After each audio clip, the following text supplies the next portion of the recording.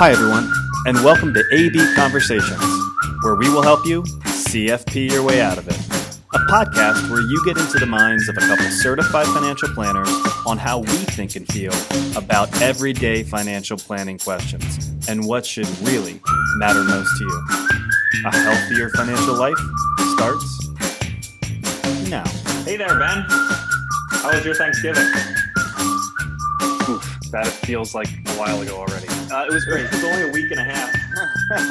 Yeah, well, it's been some long days, so Very fair. all good. Speeding right into the holiday. It feels somewhat surreal and a little bit stressful that yes, we are barreling towards the end of the year here, and it's going to be here before we are, at least for me, before I feel even remotely prepared. It's all right. It's all right. We're used to it. So Time flies, as they say. yeah, everyone tells you when you have kids, oh, time flies when you have kids, and it's astonishingly accurate, unfortunately. Fact. So, topic today, not one that you necessarily, it's not that bad. It's not one that you love to talk about, but it is an important aspect of our job. So let's talk about it. I think it's probably been 6 months since we kind of talked about investments. Yeah. And kind of where we're at, our outlook, and kind of just give that state of the union address, if you will, on kind of our approach to investments here towards the end of the year. Yeah, I know. I crinkle my nose because this is a CFP podcast. We are dedicated to financial planning, and I don't want to bait people into listening to something thinking they're going to get like a secret sauce here. So again, free and fair disclosure. We're going to talk about process. We're going to talk about relevant things. But at the end of the day, there's really not anything new and exciting to share other than maybe just making sure that people have the right context. So yeah, I think if people know us well enough by now, and certainly if they're clients, they should, and if they're listeners to this, they probably do know that our investment philosophies are relatively fundamental. We are not the stock picker. We are not a stock broker. We believe that investments should be relatively boring. Yep. It doesn't mean you just set it and forget it and, let it run its course. But when we make changes, we often refer to that as, you're adjusting the light with a dimmer switch and not just turning things on and off. Love it. So process. Let me give the 30 to 60 second kind of process on how and why we bring this up at the end of the year now. And then let's just jump right into the context. I think you said it well. Where are we today? What does it kind of mean? And where are we going from here? So the reason that we don't emphasize investments in every conversation that we have is it all comes back to financial planning, right? You base what you're recommending to somebody based on a risk and return profile, what we want of that allocation. And then we need to recognize that allocation is just going to move, right? That might be one's own doing, right? Taking money out or putting money in. It's clearly market movements, economies changing, right? Just because you put money in these 8 buckets doesn't mean it's going to stay perfectly allocated piece by piece. So what's our job? It's to monitor those movements, to not get too risky and outside of somebody's comfort zone or what's appropriate for their plan. And on the other side, make sure that, if things are moving in a big way, that we're kind of giving ourselves the opportunity to take gains when we can, or put money back into those things that may feel like a better buying opportunity. So, baseline allocation, things move. We need to follow that, but that doesn't always mean that when we're following it, we're always going to react to market movements.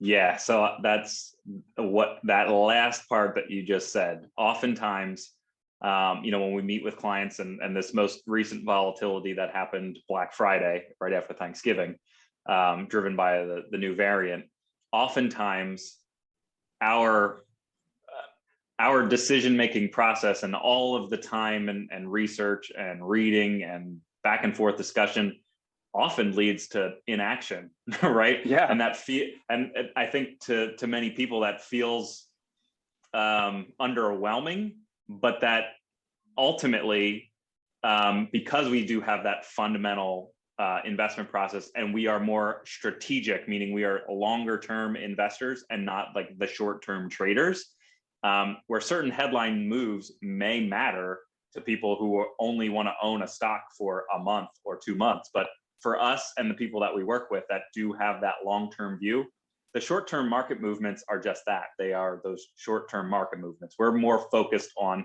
if there are longer term trends that we feel we either need to get out of the way of or we want to take advantage of, then we'll start to factor that in. So going back to my earlier comment, that's why oftentimes any adjustments that we make to portfolios usually are relatively minor and not Right. wholesale changes to the way that we approach investments.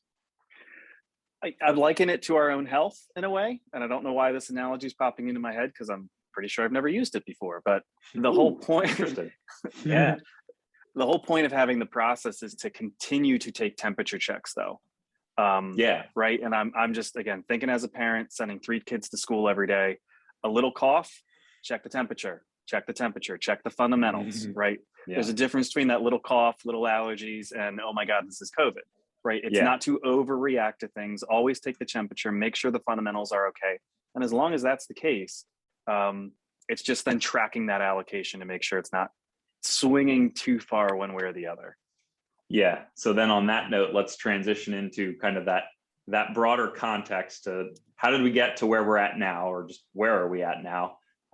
Knowing that the last more than the last 3 years, but the last 3 years specifically for the stock market have been exceptionally good. We are well above historic stock market returns, especially the last 3 years. Sure. And that certainly can lead to that portfolio, that allocation to stocks being skewed. If stocks are growing at a much greater pace than our bond investments, then that allocation can start to get out of whack a little bit, where you are taking potentially more risk than you intended. Yeah, and I think that's the context we want to share, because as much as we want to focus on financial planning, we understand that a big part of our job is managing people's emotions and liquidity and the things they're going to need to have coming out of that financial plan, right? Recreating their paycheck. So yeah, the last 3 years, I actually did a little math. We would have to lose 22% from where we are right now to get below a 5-year average return of double digits, 10%. Wow. Like if we got 5 straight years of 10% going back to 2016, we'd have to be 22% lower than where we are today. So the key there is we don't know where things are going. We can tell you that everything we read and follow suggests that there's really no major panic on the time horizon, whether it's another variant or not, whether there's economic slowdown or not. But within your financial plan, is there any reason for us to really have a knee-jerk reaction to a market going down 10% next year, 20% next year? I don't know, but probably not. Probably not. And I think part of that is just the human nature, right, of the recency bias. What have you done for me lately? And even I met with a client probably middle of last week, and it still just felt like timeline does not feel like we are that far removed from March of 2020 when the market was kind of in the throes of just the 30% downturn in 3 weeks of trading. Yeah. But that since then, the way things have rebounded and as strongly as things have come back, it really kind of puts that out of your memory very quickly. And I think that's part of our job. As you said, it's managing the emotions and making sure that we're not necessarily forgetting those events, but just making sure that we can use those as education, because it's going to happen again. Maybe not in the same way. We like to say, history may not always repeat itself, but it often rhymes. So we may have some other event, some other headline that may lead to that. And for the majority of our clients, 99%, if you were able to kind of survive the market in March of 2020, we hope that gives you the confidence to be able to weather a very similar storm if and when it ever happens again. Yeah, manage emotions. It is our job to manage losses. That's why we diversify, and that's the other context we want to give. We are abundantly aware that right now, in most allocations that we would have for our clients, we're owning things that we truly believe in our hearts are not going to keep up with US stocks right now. Right. Yeah. But that's not their objective, right? It's not to maximize full potential of a portfolio. Manage emotions, manage losses, manage liquidity. We need to make sure there's often, for our retired clients and pre-retired clients, there's access to those things that are just more risk managed as opposed to return seeking. Yeah. So on that front, we like to say, or it's somewhat of a joke, that at any point in time, if you are properly diversified, you're probably not going to be happy with at least one of your holdings. Yeah, right? your bonds have stank this year. Sorry. Yeah, and if you owned emerging markets, that has also not done well. Like, you are actually negative if you've owned, an emerging markets mutual fund or ETF. So yeah, so this goes to a deeper point, just kind of the broad context. In certain asset classes, stocks being a broad one, not all stocks are created equal, right? It's US versus international versus emerging markets. They all respond at times similarly, but ultimately over those long periods of time, different variables, different factors influence their performance. So it's even hard just to say, well, I own 60% in stocks and 40% in bonds. Someone else may own that same allocation, but the way that they get there underneath the surface gives a completely different experience through that process. So yeah, bonds this year have been flat to slightly negative. And part of that, I think, was because we had such outperformance the last 2 years within bonds. We certainly wouldn't have expected 8, 9, 10% from our bond investments in any given year, right? We have low expectations on bonds. Typically, if we get 3 to 4%, we're happy. So the fact that we were well above that expectation in the last 2 years, it feels like a lot of this year's returns and maybe even next year's returns were kind of pulled backwards into the past, or what was then, into the present. That we're somewhat tempering our expectations moving forward because of that. Yeah. So where do we go from here? And within this context, within our commitment to diversification, is it to completely just abandon bonds? We're not going to be that group that does that, right? Because again, it's not to maximize growth in every different way within a total allocation.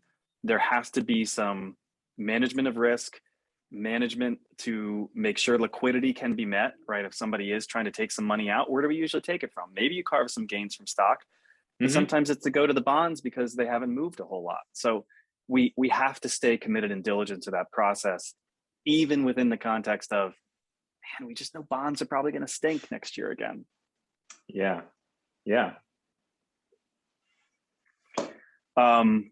Can we go a little more granular though? Sure.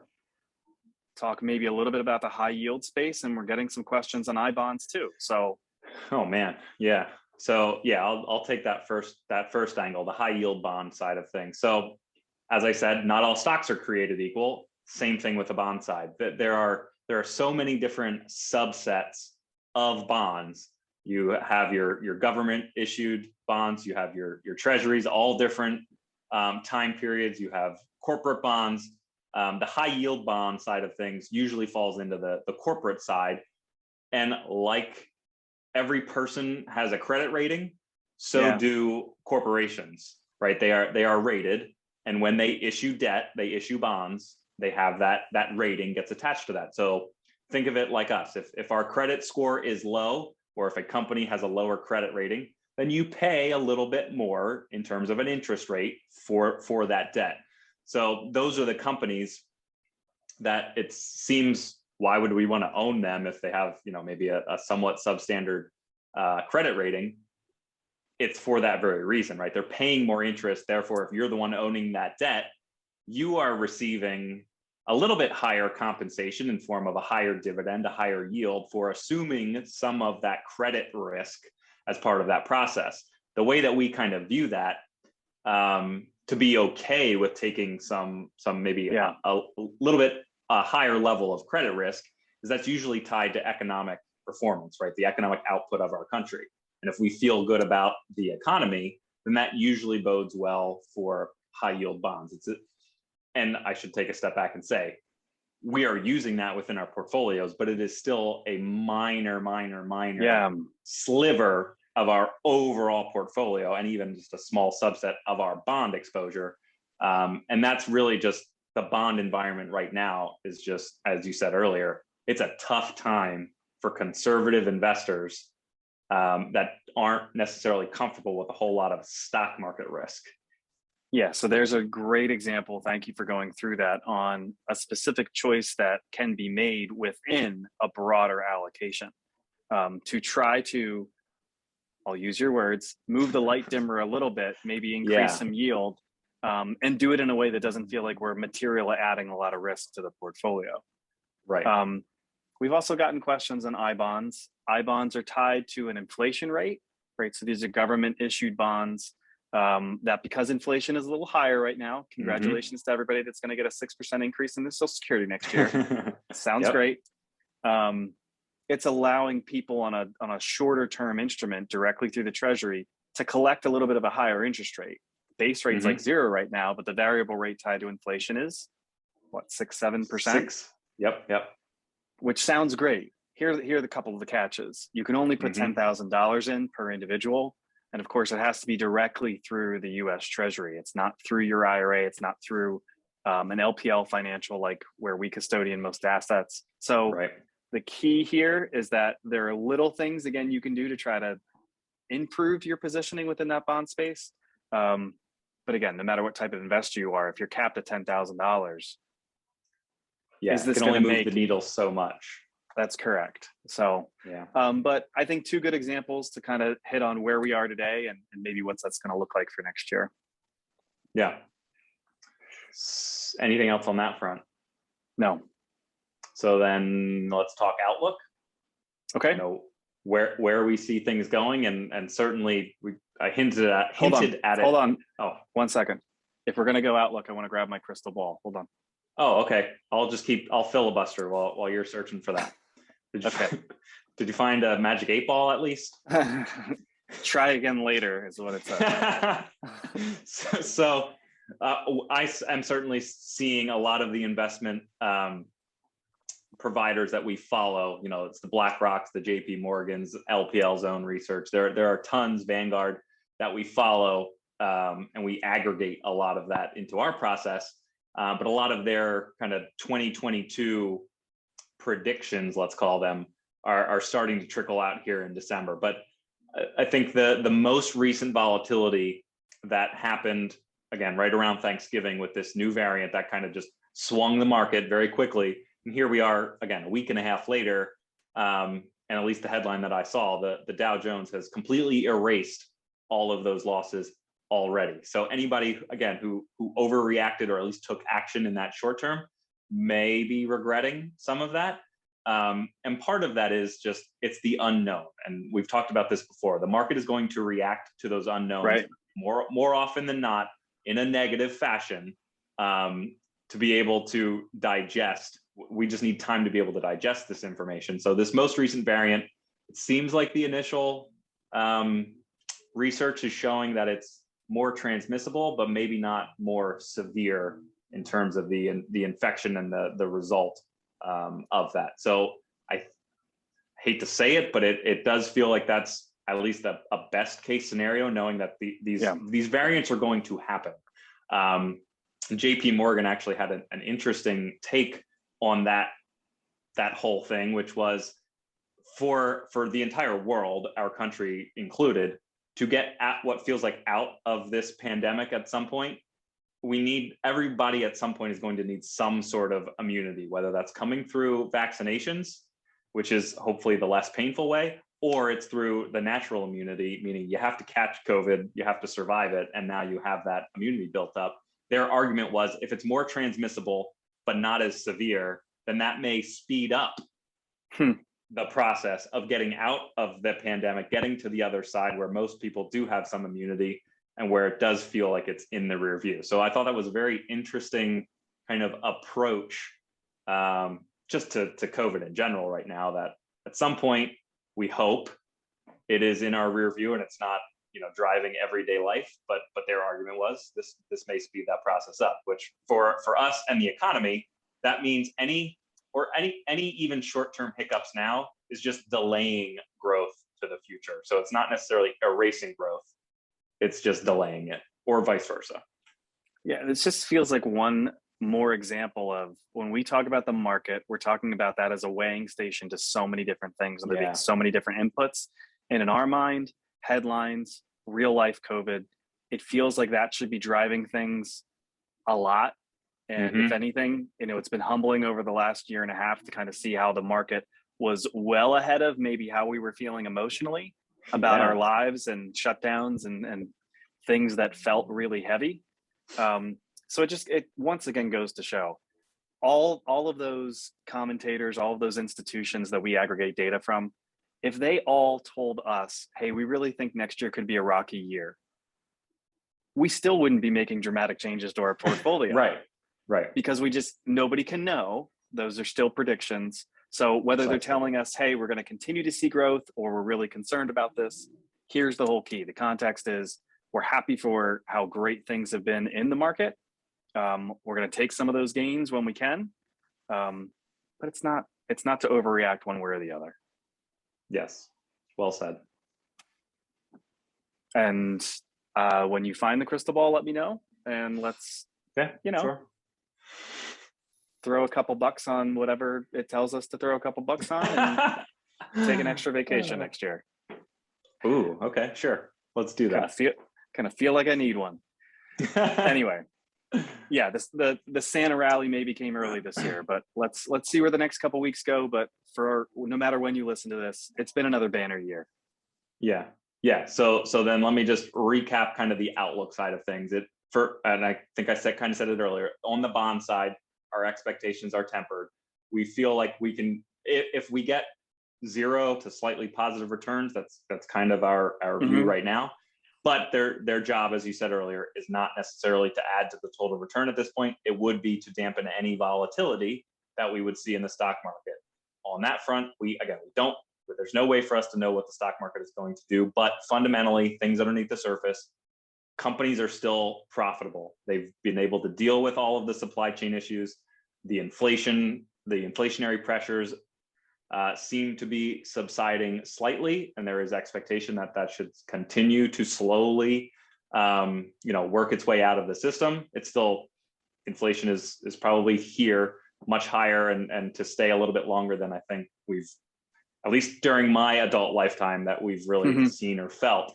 But that usually is still a good sign for stocks. And at the end of the day, it really comes down to, are companies profitable, and is the economy growing? And usually if those two things are happening, then the stock market usually can climb that wall of worry and end higher. So all joking aside, we don't need a crystal ball. The point is to just follow those fundamentals, stick to the plan, and do our best to take those temperature checks as we need to on a regular basis, but just stick to the plan. Yep. And so on that note, do your planning, the 3-bucket theory, right? Have all of your fundamentals in place so that you can weather the storms in the market when they happen, because they will at some point. And to whatever degree, we don't know. And when, we don't know. But as long as you have that plan to be able to ride that roller coaster, you'll be rewarded over time. Perfect.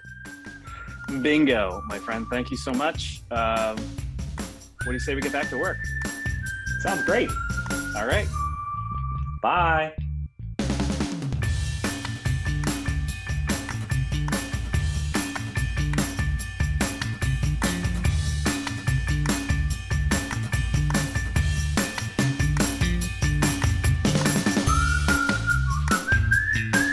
Hey everyone, Adam and I really appreciate you tuning in.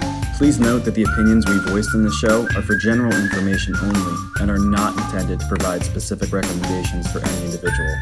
To determine which strategies or investments may be most appropriate for you, consult with your attorney, your accountant, and financial advisor or tax advisor prior to making any decisions or investing. Thanks for listening.